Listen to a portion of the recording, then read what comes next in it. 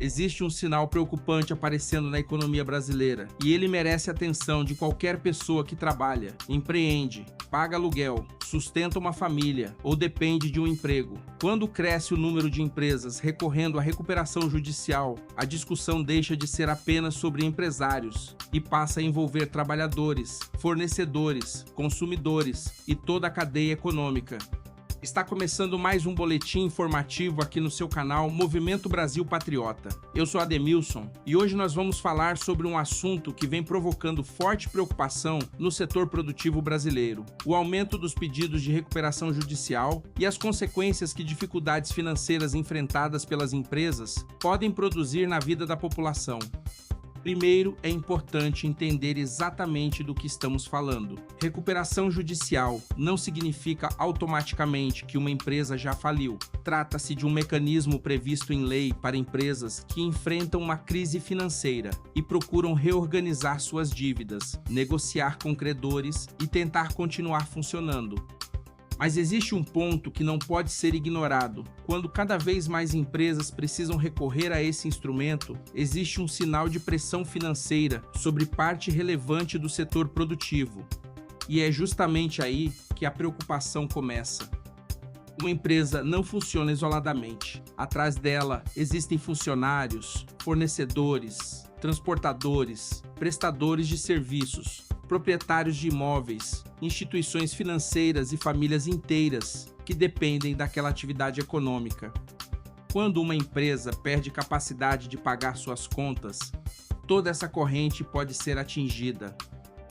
Imagine uma pequena loja com 5 funcionários. Se as vendas diminuem, os custos aumentam, os juros pesam e as dívidas começam a vencer, o empresário precisa encontrar uma saída. Ele pode renegociar contratos, reduzir despesas, procurar crédito, fechar unidades menos rentáveis ou, em determinadas situações, reduzir a equipe.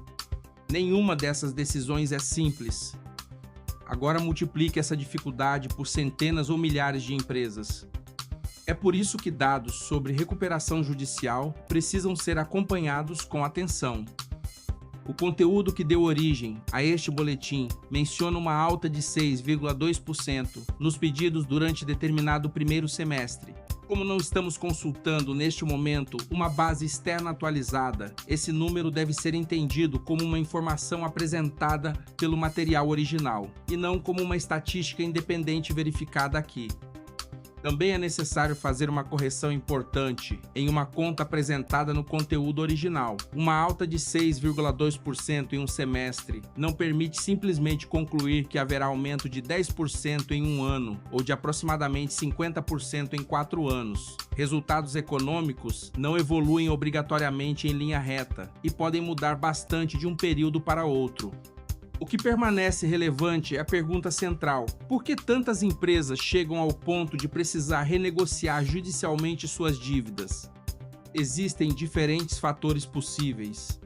Juros elevados podem encarecer financiamentos e capital de giro. Endividamento acumulado também pesa. Mudanças no comportamento dos consumidores, concorrência, erros de gestão, carga tributária, inflação de custos, dificuldades específicas de determinados setores e desaceleração da atividade econômica também podem contribuir. Cada caso precisa ser analisado individualmente. Outro exemplo citado no conteúdo original envolve o Grupo Casas Bahia e decisões judiciais relacionadas a demissões coletivas. Esse tipo de episódio, naturalmente, desperta uma discussão importante sobre até onde vai a liberdade de gestão de uma empresa em crise e quais proteções devem existir para trabalhadores atingidos por grandes cortes. De um lado, empresas argumentam que precisam ter capacidade de reorganizar despesas para continuar funcionando.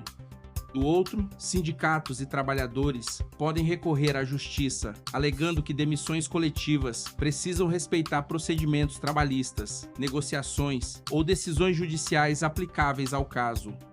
Portanto, dizer simplesmente que uma decisão judicial transforma o empresário em alguém que deixou de ser dono da própria empresa seria uma simplificação.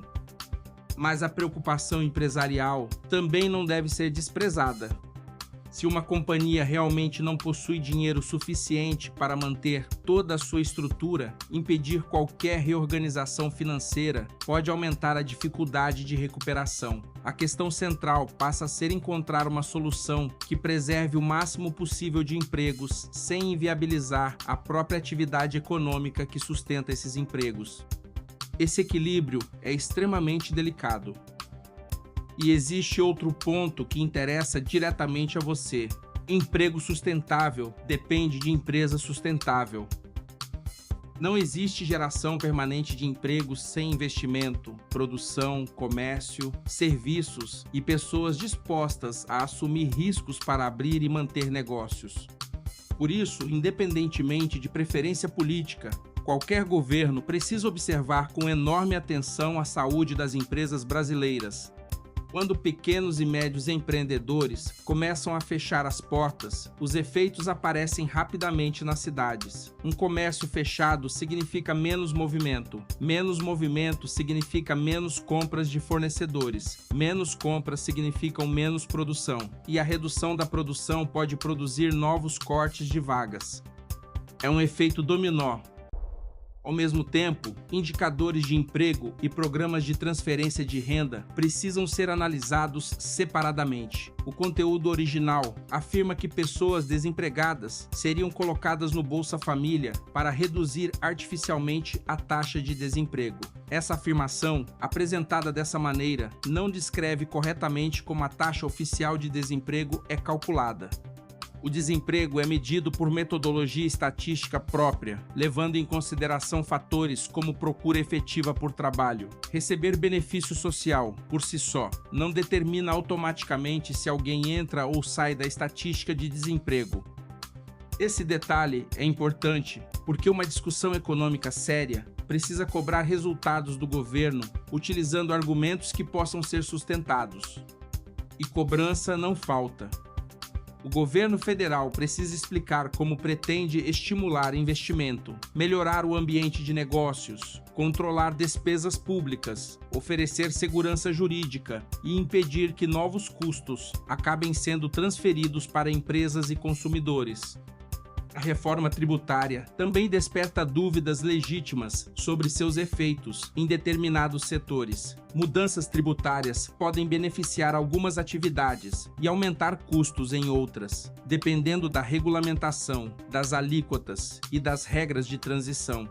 No mercado imobiliário, por exemplo, afirmações de que os aluguéis necessariamente terão determinado aumento precisam ser tratadas com cautela, porque preços dependem de diversos fatores além da tributação.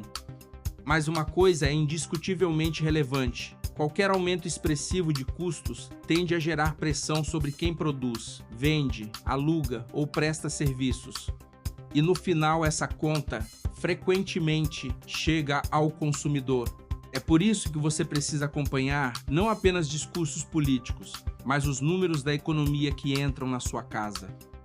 Observe o preço do supermercado. Observe o valor dos serviços. Observe o crédito.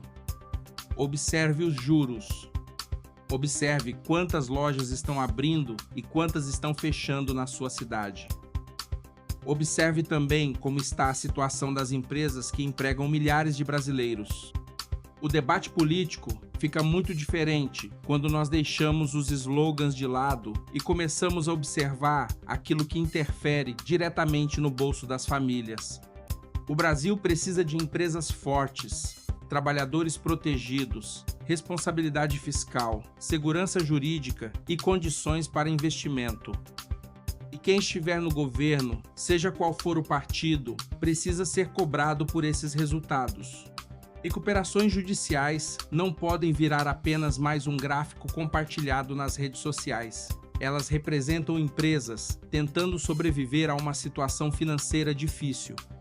E quando uma empresa deixa de sobreviver, existem pessoas reais pagando o preço.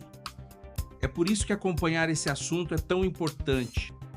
Continue pesquisando, comparando dados e acompanhando o que acontece com a economia brasileira, porque decisões tomadas em Brasília podem parecer distantes, mas muitas delas acabam chegando diretamente ao emprego, ao comércio da sua cidade e ao orçamento da sua família.